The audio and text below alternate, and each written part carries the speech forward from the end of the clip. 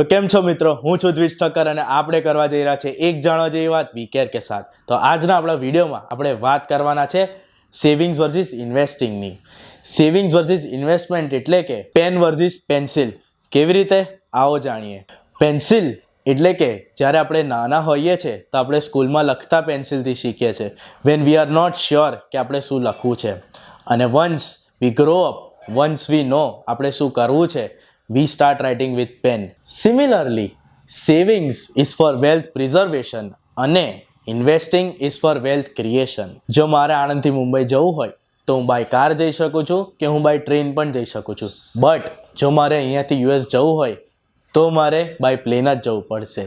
The same way, જો મારે મારા શોર્ટ ટર્મ ગોલ્સને મીટ કરવા છે તો મારે સેવિંગ્સ કરવું પડશે. But if I want to grow in future, if I want my money to grow and work for me, તો મારે ઇન્વેસ્ટમેન્ટ કરવું પડશે.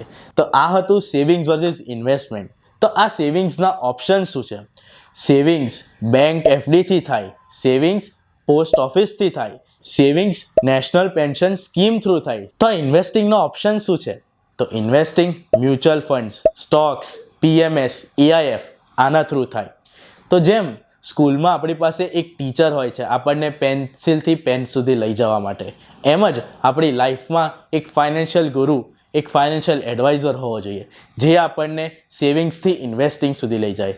એન્ડ જો તમને આ વિડીયો ગમ્યો હોય તો do like, share and subscribe. અને નેક્સ્ટ વિડીયો તમને શેના પર જોઈએ છે એના માટે કોમેન્ટ્સ કરજો. Thank you.